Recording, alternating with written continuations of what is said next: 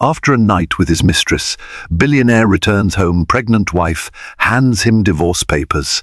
Jacqueline Blackwell never imagined she'd be signing divorce papers while carrying the child of the man she once believed was her soulmate. Yet here she stood, documents in hand, awaiting her husband's return after a night of extravagant indulgence with another woman. Ambrose Blackwell, a self-made millionaire revered in Manhattan's elite circles, had always straddled the line between ambition and temptation. As storm clouds gathered in the pre-dawn sky, Jacqueline's heart pounded with grim determination. All illusions of a fairy tale marriage were shattered the moment she learned of his betrayal. What unfolds next is a saga of heartbreak, shocking twists, and the relentless pursuit of a woman's dignity. Jacqueline Mitchell had dreamed of a picturesque life since she was a small-town teenager in upstate New York.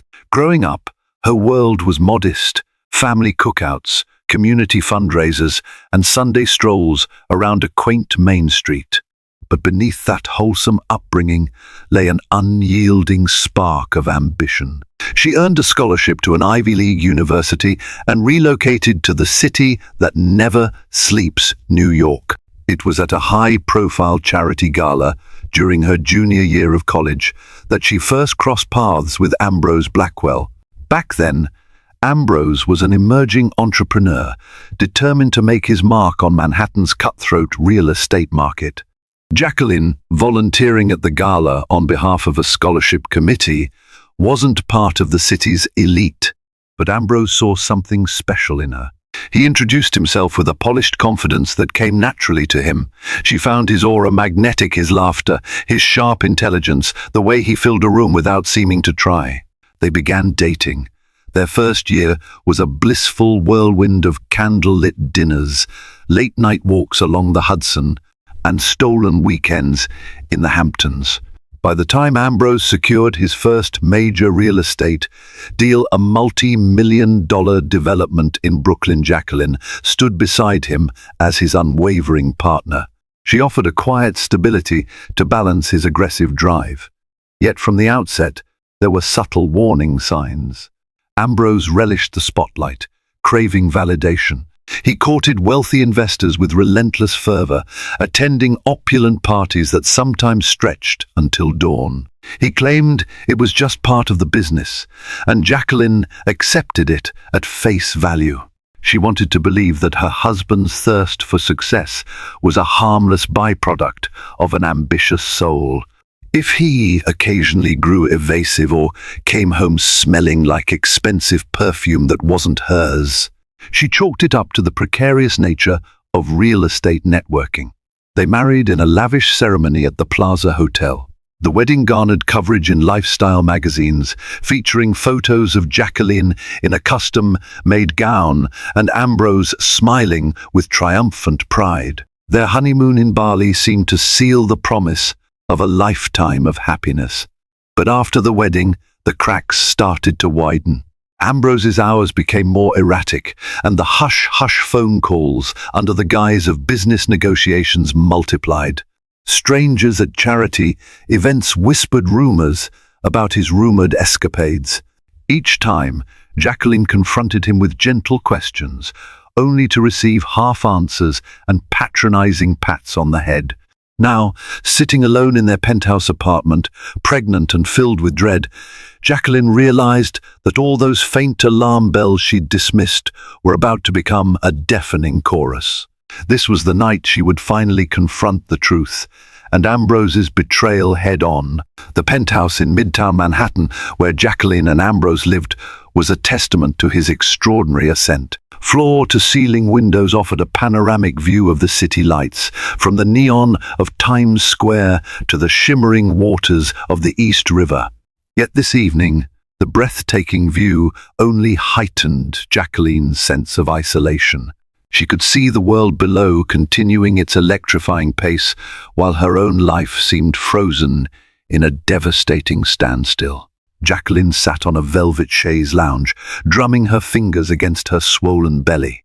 She was 5 months pregnant, and every movement of the child within her reminded her that decisions made now would echo into another life. Ambrose was still absent, and the clock on the wall edged toward midnight. "Do you think he's okay?" Her friend Lauren Kim had asked earlier over the phone. Lauren, who had known Jacqueline since high school, was the sounding board for all her confidences. "Or is he just, out again?" Jacqueline forced a strained chuckle. "He's fine, I'm sure. Probably just lost in negotiations with some investor, or so he'll claim." The truth was, Lauren's question tapped into Jacqueline's deepest fears, that Ambrose was with someone else, that the rumors she had brushed aside for so long were all too real. As the hours ticked by, old suspicions she'd tried to bury rose to the surface.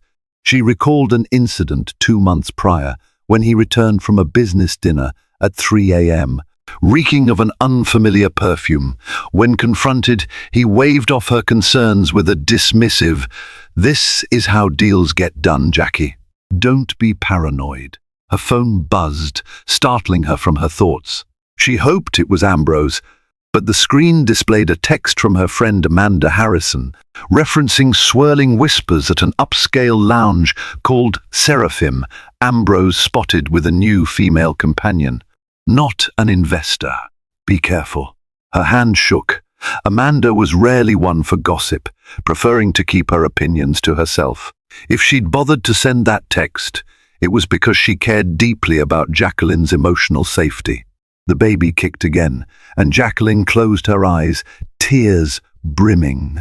"This has to end," she thought, her resolve forming. "My child deserves better, and so do I."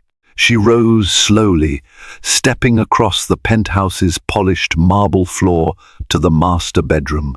In the walk-in closet, nestled behind her designer handbags, lay a manila envelope she'd prepared with her attorney days ago. Inside were the divorce papers, lacking only her final signature. She had prayed she wouldn't need them, but that night, alone and anxious, she accepted the grim truth. Her husband's priorities lay elsewhere. And come morning, she would no longer be the docile wife waiting at home. At precisely 3:17 a.m., Ambrose Blackwell stepped off the private elevator and into the dimly lit foyer of his penthouse. The overhead chandelier cast ghostly reflections on the marble floor. He felt a dull ache in his temples, too many glasses of champagne, perhaps. He straightened his navy suit jacket, attempting to mask the faint scent of gardenia that clung to him, an aroma not belonging to Jacqueline. He removed his shoes to avoid making noise, only to find her standing in the shadows near the living room's grand piano. Startled, he froze, his polished facade momentarily cracking. "Jacqueline, why are you still up?" he asked, trying to keep his voice steady. She didn't respond right away. In the low light, Ambrose noticed the exhaustion etched into her features, the way she cradled her belly protectively. It was a poignant reminder that she was carrying his child, the child he had claimed to want so desperately, even as he'd lost himself in the arms of another woman. "I couldn't sleep," she finally said, her tone brittle. "I was worried about you." The words emerged clipped, lacking her usual warmth. She wore a long robe and slippers, but her posture was tense, as if preparing for battle. Ambrose plastered on his confident smile, the one he used in negotiations. "I told you, sweetheart. Business runs late. You didn't have to wait up." Jacqueline sighed, the frustration and sorrow swirling in her eyes. Who was she? The question hung in the air like a live wire. A flicker of alarm passed over Ambrose's face. "What do you mean?" I was at a meeting." She shook her head, tears glistening. "Don't lie to me. I can smell the perfume. I can see the lipstick smudged on your collar." She gestured toward his shirt, her voice trembling with restrained fury. The rumors, the gossip, the unexplained absences, all of it points to the same conclusion. Ambrose opened his mouth to concoct yet another excuse, but one look at Jacqueline's tearful determination, and he faltered. The memory of his recent entanglement at Seraphim Lounge flickered through his mind, champagne toasts, stolen kisses, a whispered promise that he had no intention of keeping. He knew at that moment there was no denying the truth. His silence spoke volumes. Jacqueline pressed her lips together, shoulders stiffening. "We're done, Ambrose." Her voice quivered despite her conviction. "I've reached my limit." She turned away, moving toward the kitchen counter, where a folder lay waiting. His heart twisted as he recognized the legal stationery. He had half expected this day, but never imagined it would come so soon or so abruptly. As she held out the divorce papers with trembling hands, Ambrose realized this night's betrayal was not just another fleeting mistake. This was the act that would unravel everything he and Jacqueline had once cherished. Ambrose stared at the manila folder, which seemed to radiate a damning glow under the overhead light.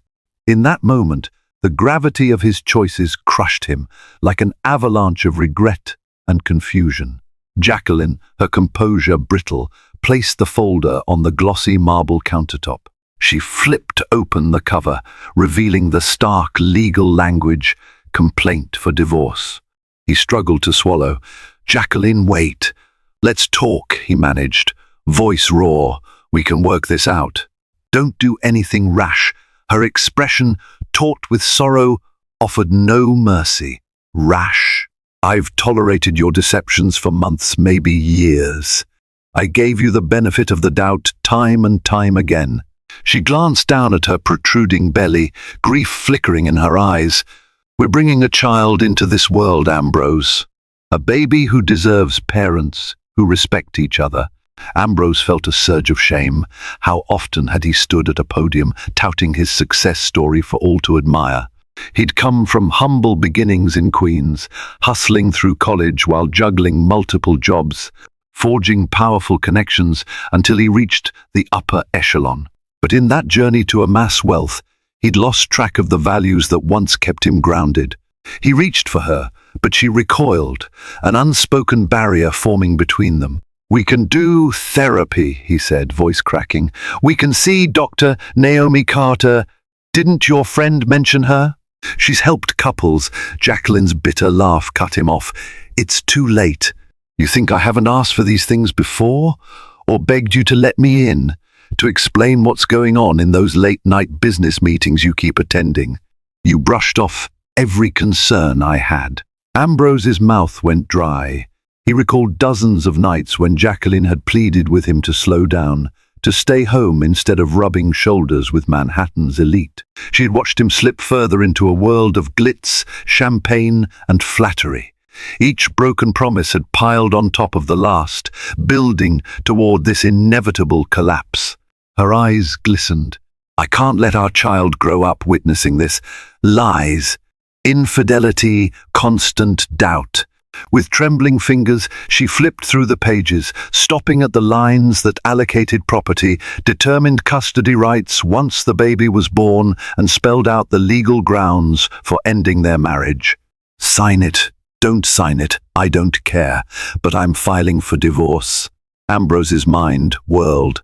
He envisioned the tabloids, the potential business fallout, the humiliating public spectacle of a scandalous separation. But overshadowing all of that was the crushing realization that the woman he'd loved and married was prepared to leave him forever. And, deep down, he couldn't argue that he didn't deserve it. Jacqueline retreated to the other side of the penthouse's open-concept living room, seeking distance from Ambrose. She inhaled sharply, trying to still the trembling in her limbs. She'd imagined this confrontation countless times, rehearsed the words she would say, but no amount of mental preparation could soften the sting of real heartbreak. Ambrose, rooted to the spot by the countertop, found himself grappling with a sudden sense of helplessness. The unstoppable businessman, known for cutting ruthless deals, was now undone in the eyes of the one person whose opinion mattered most. He tried to speak, but the words lodged in his throat. Suddenly, the phone buzzed on the coffee table. A series of texts lit up the screen, likely from the very person who'd accompanied him at Seraphim. Jacqueline noticed, and her face contorted. That momentary flicker of phone light was proof enough. She swallowed, forcing herself not to cry. "Do you realize," she said, her voice thick with anger, "that this is the worst possible time to do this to me? I'm carrying your child, Ambrose." Her eyes pleaded for an explanation, any explanation that could make this betrayal hurt less. His shoulders sagged. "I know," he whispered, stepping forward cautiously. "I know. I was stupid, Jackie. I let everything get out of hand. The business, the success, the attention, it consumed me. And I lost sight of what really mattered. You, us, our baby." She scoffed, crossing her arms protectively over her chest. "Now you realize that?" The question lingered. The city lights twinkled mockingly behind them, as if Manhattan itself bore witness to this unraveling. "All those nights I stayed up waiting, all those times I asked you to just be honest with me. And you think a simple confession now will make it better?" Ambrose stepped closer, the ghost of a tear in his eye. "I've destroyed our marriage," he said, voice strained. "I see it, and I hate myself for it. If there's a chance, if there's anything I can do, tell me, please." Jacqueline's chest felt tight, tears burning behind her eyelids. Part of her, the old hopeful part, wanted to fold into his arms and pretend everything could be erased. But she'd learned too many painful lessons to indulge that fantasy. At last, she mustered a calm veneer. "I don't have any illusions left, Ambrose. We're done." He deflated visibly, like a balloon losing air. The weight of finality pressed upon both of them. For a moment, neither spoke, as if the penthouse's opulence, the paintings, the designer furniture, the city skyline had become a silent chorus of condemnation. Wordlessly, Jacqueline reached over and closed the divorce folder. She took a breath, summoning every ounce of resolve. Tomorrow, she would take those papers to her lawyer, finalize them, and step into an unknown future one without Ambrose by her side. And for all his regret, Ambrose understood there might be no turning back from this precipice he had so carelessly approached. Sleep proved elusive for Jacqueline. By 5:00 a.m., she had abandoned any hope of rest and stood by the penthouse's floor-to-ceiling windows, watching dawn break over Manhattan. The rising sun painted the sky in muted pinks and oranges, a subtle reminder that life moved on. Indifferent to her personal crisis, she cradled her belly, whispering reassurances to the baby. Though her heart felt as if it was splintering, she resolved that her child would not inherit her sorrow. Ambrose had finally retreated to the guest bedroom, though she suspected he didn't sleep either. She could still sense his presence, an unwanted gravitational force pulling at her equilibrium. She tiptoed through the living room, scanning the marbled hallway with dread. The weight of the manila folder seemed to intensify with every step. By mid-morning, she had called a car service to whisk her away to the Upper East Side, where her longtime friend and confidant, Lauren Kim, lived in a modest but welcoming apartment. Lauren opened the door in a flurry of concern, throwing her arms around Jacqueline the moment she saw her tear-streaked face. "Oh, Jackie," Lauren murmured, guiding her into the cozy living room. The space was worlds away from Jacqueline's penthouse, smaller, cluttered with personal touches like postcards from travels and stacks of books. Yet the warmth here offered a stark contrast to the sterile grandeur she had left behind. Jacqueline settled onto a plush sofa, exhaling shakily. "I couldn't stay there," she admitted, tears threatening to spill again. "I filed for divorce. Or I will. The papers are ready." Lauren's eyes widened. Finally, she said gently, squeezing Jacqueline's hand, "I know it hurts, but you've been in pain for too long. You deserve better, and your baby deserves better." A single tear rolled down Jacqueline's cheek. "I wanted to believe he could change, that we could be happy. It's just, every time I gave him a chance, he turned around and betrayed that trust." Lauren nodded knowingly. She had been the silent witness to Ambrose's pattern of late nights and half-truths. "So what now?" Jacqueline sighed, pressing a protective hand against her abdomen. I have to protect my child, first and foremost. I'll stay with you for a few days, if that's okay, until I figure out my next steps. Of course, Lauren replied without hesitation. You can stay as long as you need. She paused, then added, have you considered speaking with your lawyer about custody and support? Ambrose might try to manipulate the situation. Jacqueline grimaced, recalling how Ambrose's wealth often gave him an edge in legal battles. I will, she promised. I won't let him wiggle out of his responsibilities. But I don't want my baby growing up in a broken home either. I'm so torn. As she nestled deeper into the sofa's comforting cushions, Jacqueline felt a rush of gratitude for Lauren's unwavering support. She had taken the first step toward freedom, even though it meant walking through a storm of uncertainty. Less than 24 hours later, Jacqueline stood inside the Midtown Manhattan offices of Chambers and Delgado, one of the city's most reputable law firms. The polished marble floors and sleek modern decor reminded her of Ambrose's penthouse. Everything was designed to exude power and precision. Her heart pounded as she approached the reception desk, manila folder clutched to her chest. A polished assistant guided her into an expansive corner office with glass walls overlooking the bustling streets below. There she met her attorney, Rebecca Delgado, a poised woman in her early 40s, known for her incisive approach to family law.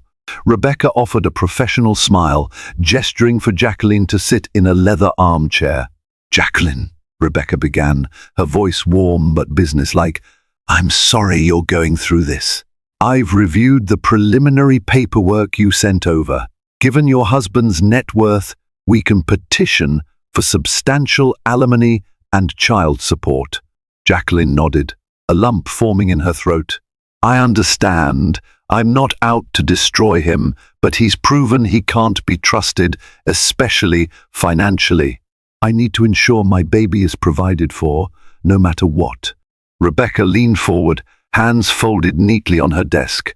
I absolutely agree. Next steps include filing the official petition for divorce with the court. We'll detail Ambrose's infidelity as the grounds. Along with any supporting evidence you have documents, statements from witnesses, or even text messages. This will bolster your case if he contests any part of it. Jacqueline's thoughts flicked to the late-night texts and photos she'd seen from friends like Amanda Harrison, referencing Ambrose's indiscretions. She hated the idea of airing her marital troubles in court, but pride had to take a backseat to practical considerations. I've got a paper trail, she admitted quietly, though I hoped I'd never have to use it. Rebecca nodded sympathetically. I'll need access to everything, bank accounts, property deeds, the baby's medical documents, anything that can clarify the financial and parental landscape. Are you planning to stay with your friend Lauren while this goes forward? Jacqueline brushed away a stray tear. Yes, at least for now. I can't return to the penthouse. I just can't face him. Rebecca's expression softened. I understand, but keep in mind, if Ambrose insists, he has the right to remain in your marital home unless a court orders otherwise. Emotional distances aren't always recognized by law. Her chest tightened. The enormity of the legal process was more daunting than she'd anticipated. So what do you recommend I do right away? File for temporary spousal support and exclusive occupancy of the penthouse, if you want it. We can argue that you're pregnant and it's crucial for your well-being to have stability. The court often takes these factors into account. Jacqueline exhaled, her knuckles white around the manila folder. All right, she said finally, let's do it. As she signed a retainer agreement and handed over the official divorce papers, she felt a wave of mingled relief and apprehension. She was stepping onto a battlefield, armed with legal counsel and her own unwavering resolve. The next challenge was Ambrose himself and how he would respond when he realized she intended to hold him accountable. Meanwhile, back at the penthouse, Ambrose was caught in a spiral of regret. He paced across the polished floors, pausing occasionally to glare at the phone that had betrayed his clandestine affairs. Every sound within the silent apartment seemed amplified, the hum of the air conditioning, the occasional rush of traffic from the streets below. By midday, he decided to consult his own attorney, Atticus Chambers, the co-founder of the same firm Jacqueline had visited. However, Ambrose had established a prior professional relationship with Atticus in a different capacity, real estate and corporate law. Staring at the swirling cityscape beyond the floor-to-ceiling windows, Ambrose placed the call. "Ambrose," Atticus greeted, a note of concern in his voice. "I heard you're facing some personal issues. How can I help?" Ambrose hesitated, swallowing the knot in his throat. "I need the best possible defense in a divorce," he admitted, voice tight. "Jacqueline is pregnant, and she's leaving me. I messed up, Atticus, but I can't lose everything." Atticus was silent for a moment, no doubt processing the gravity of the situation. "Is there a chance you can salvage this without going to court? Mediation, perhaps?" Ambrose closed his eyes, picturing Jacqueline's tearful face and the betrayal he'd etched into their marriage. "I'd like to, but she handed me divorce papers. And she's with Delgado's office, I'm sure. They're known for not backing down when it comes to spousal support or child custody." Atticus exhaled. "Then we'll prepare for the worst, but hope for the best. First, we need a thorough understanding of your assets, properties, bank accounts, stock options, everything. We can't let them paint you as a flight risk or someone trying to hide assets. That'll only make the judge less sympathetic." Ambrose raked a hand through his hair, recalling how many times he'd boasted about having everything in order. Now, it felt like his world was unraveling. "I'll send you my financials." Atticus paused. "Ambrose, be ready for a fight. If there's documented evidence of infidelity, that might influence the judge's perspective on alimony and custody. If you can show you're repentant and willing to be a responsible father, it might help." A pang shot through Ambrose's heart at the word father. He hadn't even been present for the last sonogram. Instead, he'd been out at Seraphim, drinking with a woman whose name he barely cared to remember. "I'll do whatever it takes," he murmured, clenching his jaw. "I won't let her slip away without showing her I can change." When the call ended, he noticed the hush in the penthouse had deepened, as though the walls themselves disapproved of his betrayal. Plagued by guilt, he retrieved his phone and stared at Jacqueline's contact photo, a snapshot of her smiling radiantly on a beach vacation. With trembling fingers, he typed a message. "I'm sorry. I'm here. Please let me be part of the baby's life."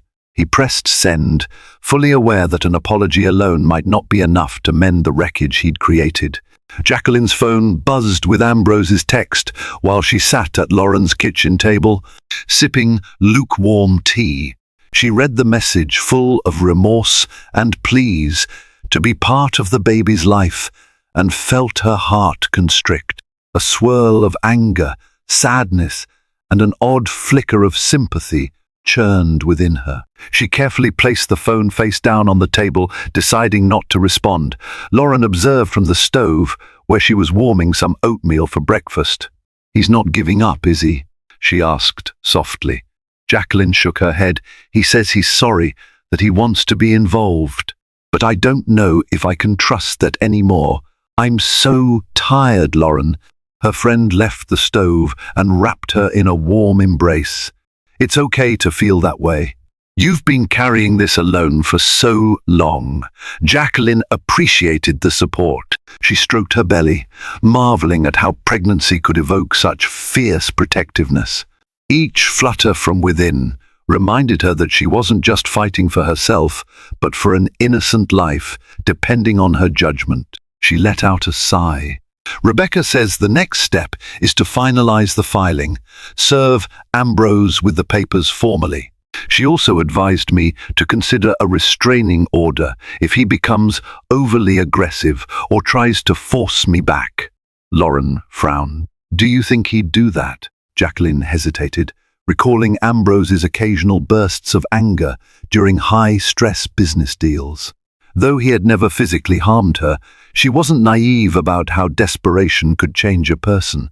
"I hope not," she admitted, "but I've seen how ruthless he can be in negotiations. This might be no different." They shared a moment of silence, each lost in her own thoughts. Outside, city sounds wafted through the open window, the rumble of traffic, a distant car horn, a snippet of conversation. Life proceeded at its frenetic pace, oblivious to Jacqueline's private turmoil. "Have you told your mother yet?" Lauren asked gently. Jacqueline shook her head, guilt creeping in. Her mother, Margaret Mitchell, lived in that same small town upstate where Jacqueline was raised. The woman cherished Ambrose like a son, bragging about his success to every neighbor. "I can't bear to break her heart," she whispered. "She thought I found my prince." Lauren offered a sad smile. "Better to tell her than to hide it. You could use her comfort right now." Jacqueline nodded, steeling herself. She would need her mother's unwavering love and guidance, especially as she navigated the upcoming legal battle. For now, she decided to focus on her own mental well-being. She drank the last of her tea, mentally rehearsing how to remain calm when the real storm of lawsuits, property evaluations, and custody petitions hit. Above all, she vowed never to compromise the safety and future of her child, no matter how remorseful Ambrose became. 2 days later, Manhattan's unpredictable weather delivered a downpour that turned city sidewalks into rivers. Jacqueline, determined to keep her scheduled prenatal checkup at Mount Sinai Hospital, ventured out beneath a black umbrella. She felt a twinge of anxiety. Her usual routine had included Ambrose accompanying her to these appointments, at least in the early stages of her pregnancy. But he was gone now, by her choice, and she tried to steady her nerves as she stepped off the bus near the hospital entrance.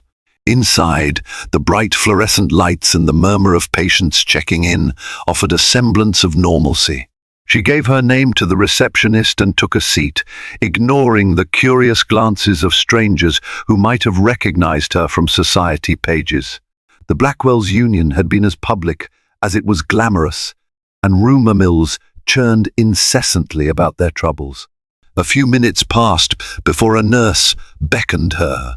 "Miss S. Blackwell," she called, slightly mispronouncing the name in a hurry. Jacqueline stood, self-conscious about her new reality. She might not carry that last name for much longer. She settled into the exam room, waiting for Dr. Naomi Carter to arrive. Dr. Carter was a warm, experienced obstetrician who had seen countless couples through pregnancy. After a few minutes, the door opened, and Jacqueline's stomach lurched as she saw Ambrose step inside behind Dr. Carter. The doctor offered a polite smile. "I apologize for the surprise, Mr. Blackwell insisted on attending today's appointment. He said, "You might forgotten to inform me otherwise." Jacqueline's mind raced. She swallowed her shock and reminded herself to remain calm. Ambrose stood in the doorway, drenched from the rain, his eyes pleading. "I just wanted to make sure everything's okay with the baby," he said softly. "Please let me stay. I won't argue, I promise." A torrent of emotions slammed into her. Part of her was furious at his audacity showing up unannounced after she'd taken steps to leave him. Another part, the part that remembered how eagerly he had awaited the first ultrasound, softened. She met Dr. Carter's gaze, uncertain. "It's entirely up to you," Dr. Carter said gently. "I can ask him to leave if you're uncomfortable." Jacqueline's heart pounded, but she forced a nod. "He can stay," she murmured, her voice strained. Ambrose took a seat near the exam table, awkwardly folding his hands in his lap. Dr.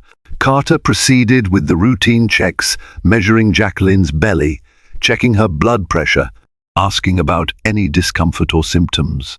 All the while, Ambrose remained uncharacteristically silent, his gaze fixed on Jacqueline's face or the fetal heartbeat monitor. When the whooshing sound of the baby's heartbeat filled the room, Jacqueline couldn't help but feel a wave of tears threaten. Ambrose's eyes glossed over, too, a glimpse of the paternal joy he might have felt if not for the chasm between them. Still, the moment the exam ended, Jacqueline's resolve returned. She pulled her coat tighter around her, preparing to leave as quickly as possible. Ambrose had intruded on her safe space, but no matter how genuine his remorse, she wouldn't let him derail her choices again. As soon as Dr.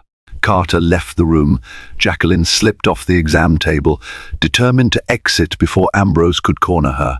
But he moved quickly, stepping in front of the door, though not aggressively, just enough to indicate he had something important to say. "Thank you for letting me stay," he said, his tone hushed, conscious of the bustling hospital corridor beyond. "I know you didn't have to do that." Jacqueline avoided his gaze, focusing instead on adjusting the zipper of her coat. She felt the tension in the air and the knot in her chest grow tighter. "Don't read too much into it," she replied. "I'm just not looking for a scene." He nodded, sorrow flashing across his features. "I understand, but I need you to know something, Jackie." He paused, searching for the right words. "I'm not fighting you because I want revenge. I'm fighting for our marriage because I can't imagine my life without you and our baby." Jacqueline's anger flared, overshadowing the heartache. "You couldn't imagine life without us?" she echoed, voice trembling. "Then why did you risk everything for one night with a mistress, or however many nights it was?" He grimaced, recalling the impulsive fling that had turned into a wretched milestone of betrayal. "I was weak. I was enticed by the thrill of it, the ego boost, and I know how pathetic that sounds. But I never stopped loving you." She placed a hand protectively over her stomach, drawing strength from the child growing inside her. "You have a strange way of showing love, Ambrose." She brushed away the tears threatening to fall. "Let's stop pretending you can fix this with an apology and a single show of concern at a doctor's appointment. I've already started the divorce process. You'll get the papers soon enough." Ambrose's face fell. He raked a hand through his damp hair, each breath shaky. "What if just hear me out? What if we tried counseling? I'll do anything. I'll cut back on my hours, shut out the toxic crowd, everything. I swear." Her mind flashed to nights spent alone in bed, waiting for him to return calls going to voicemail, whispered excuses in the morning. She pictured how she'd consoled herself with illusions that he would change once the baby was born. "I asked you for therapy months ago," she said, voice tight.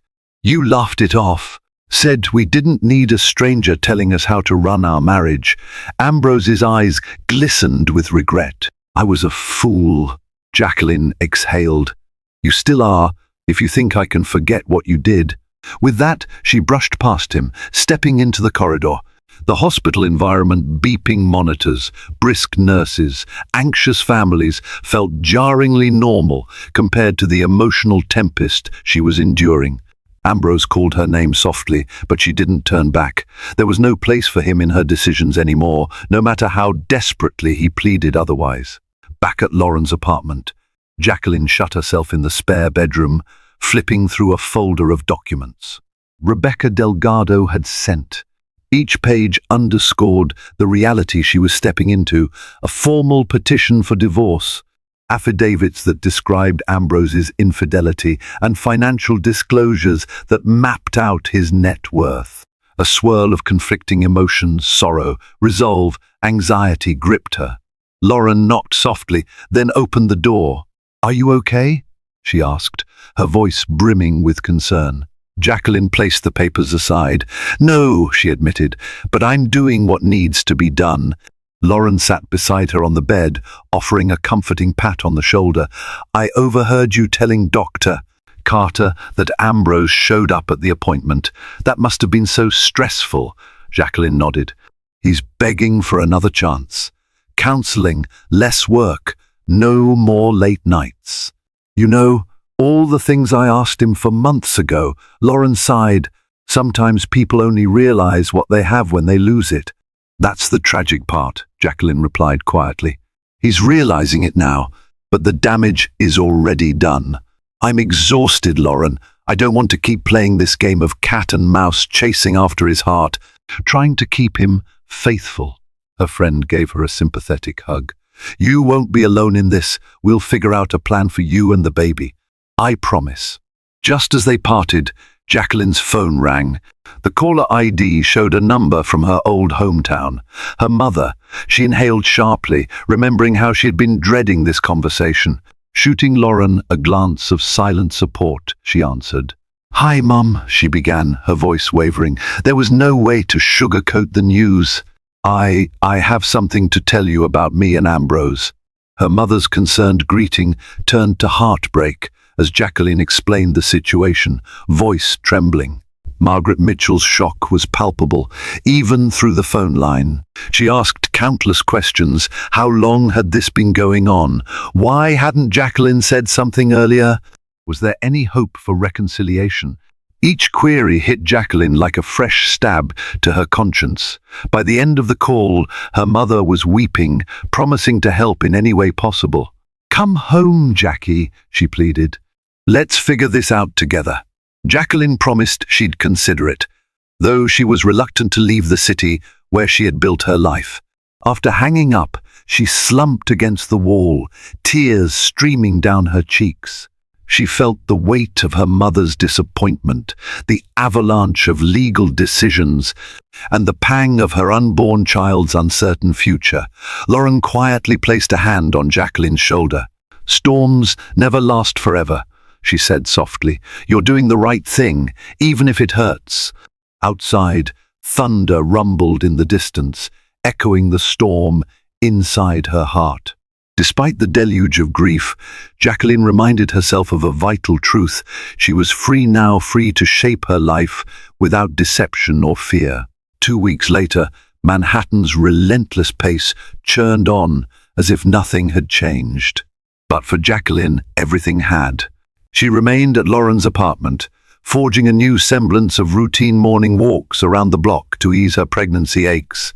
Afternoons spent reviewing legal briefs with Rebecca Delgado, and evenings curled up on the sofa, her mind drifting between worry and anticipation for what lay ahead.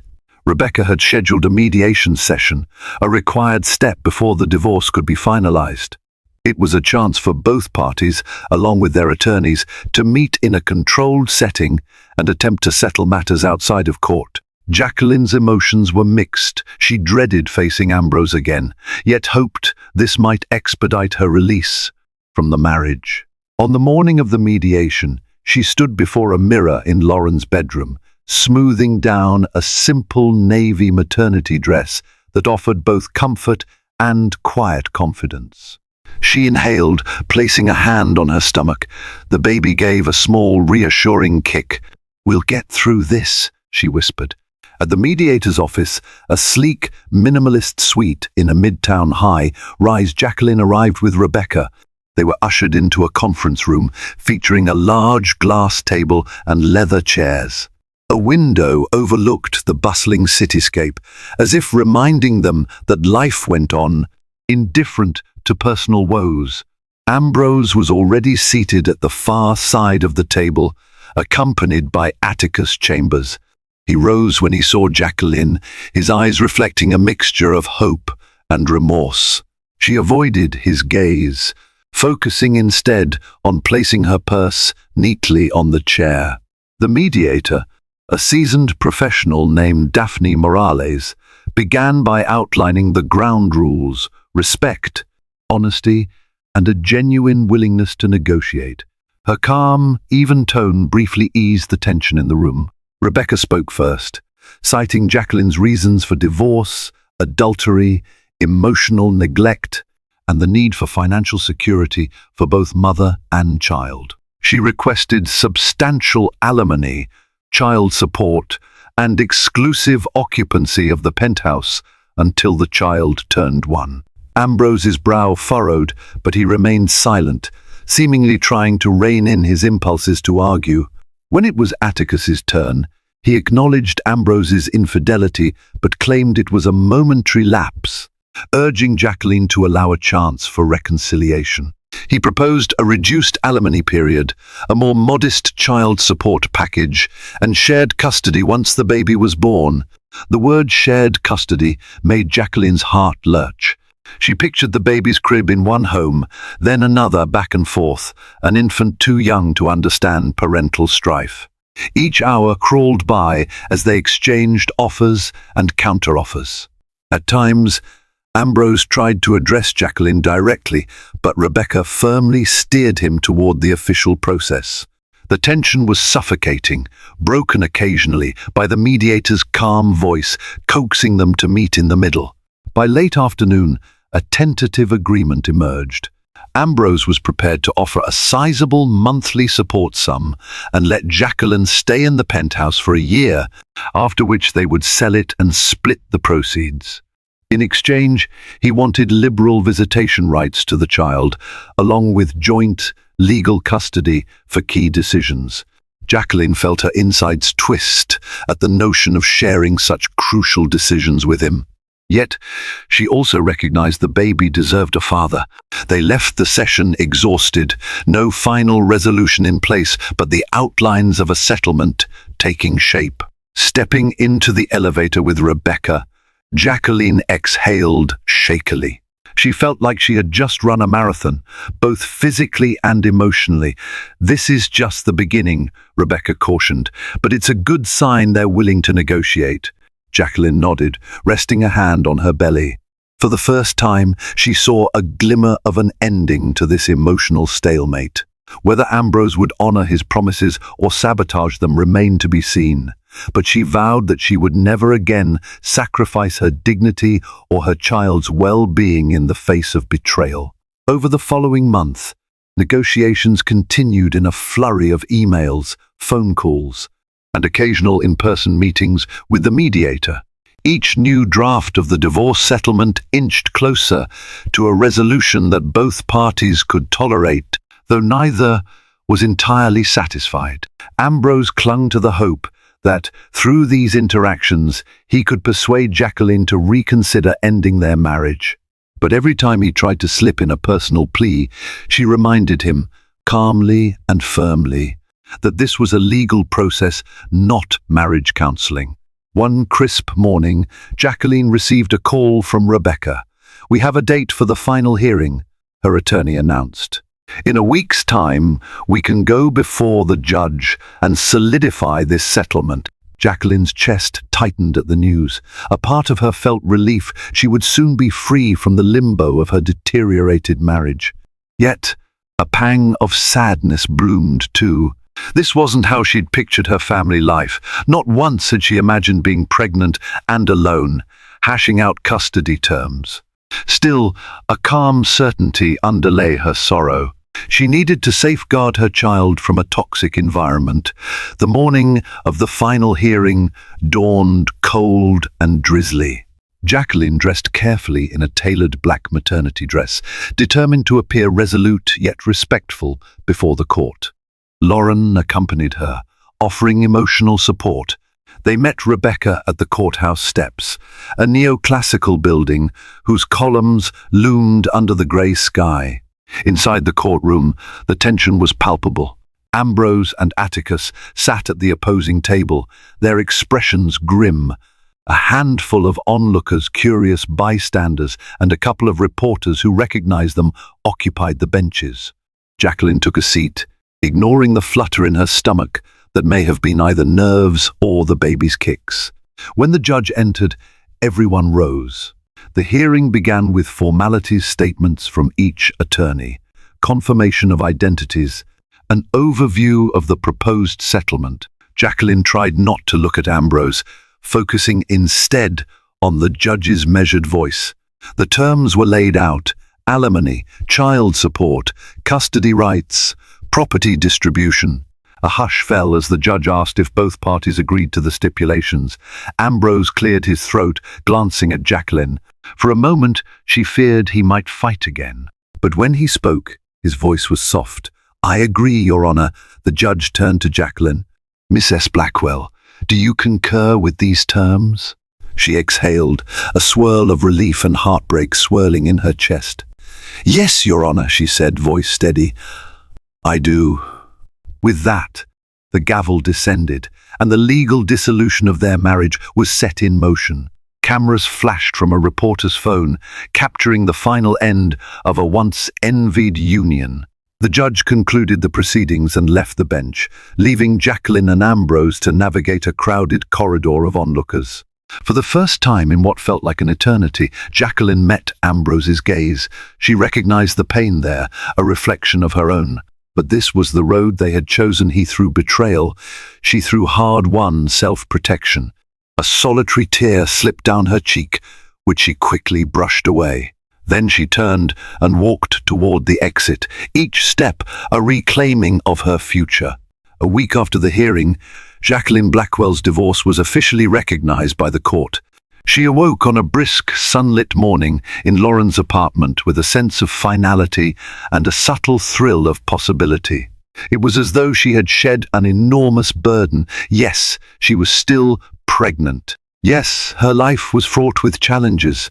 But she had also reclaimed her identity, forging a path no longer shadowed by Ambrose's deceptions. She moved about the apartment quietly, preparing a modest breakfast of toast and orange juice. Lauren had already left for work, leaving her a sweet note of encouragement on the kitchen table. Jacqueline smiled at her friend's thoughtfulness, then opened her laptop to check emails. One caught her eye, a notification from Rebecca confirming the final filing details and attaching the signed judgment of divorce. It was done, really done. Her phone buzzed with a new text message from Ambrose. "I know the marriage is over, but I'd like to be at the next prenatal appointment. Let me know if that's possible." She felt a twinge of mixed emotion. The settlement granted him the right to participate in major pregnancy milestones and eventual co-parenting. Reading his plea, she sensed genuine remorse in his words, but also understood that trust is not something that can be conjured overnight. Jacqueline typed a measured reply. "The appointment is next Thursday at 2:00 p.m. If you want to be there, show up. I won't stop you."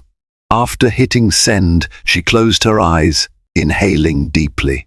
She wanted what was best for her child, even if that meant allowing Ambrose to form a relationship under her watchful guard. As the day wore on, she began searching online for apartments closer to her old neighborhood. She had saved enough money from the settlement to live comfortably while planning a new career path. Part of her wanted a small place in Brooklyn, near the quiet streets and community vibe she'd fallen in love with when she first moved to the city. Another part of her contemplated returning to her childhood hometown for a more peaceful environment to raise the baby. For now, she had options, and that was enough. In the evening, she curled up on the living room couch, nibbling on fruit slices as she flipped through a baby name book. She paused on a few names that resonated: Adeline, Sebastian, Eliana, Jude. Smiling, she imagined a future that belonged solely to her and her child, free from the shackles of betrayal. A wave of gratitude washed over her. Despite the pain, she had found her way to a new beginning. Jacqueline's story reminds us that even the brightest fairy tales can unravel when deceit enters the picture. The glittering life she once shared with Ambrose collapsed under the weight of infidelity, forcing her to confront heartbreak and navigate a complex legal maze. Yet through every crushing disappointment, Jacqueline discovered a wellspring of inner strength, one that guided her to protect her unborn child and reclaim her own identity. Thank you for watching and experiencing Jacqueline's emotional journey with us. If this tale of love, betrayal, and resilience resonated with you, please show your support like this video, share it with friends who appreciate gripping real-life dramas, and subscribe to our channel to stay updated on more powerful stories. Your engagement helps us continue creating meaningful content, and we're grateful to have you join us on this roller coaster of human emotions. Stay tuned for our next story.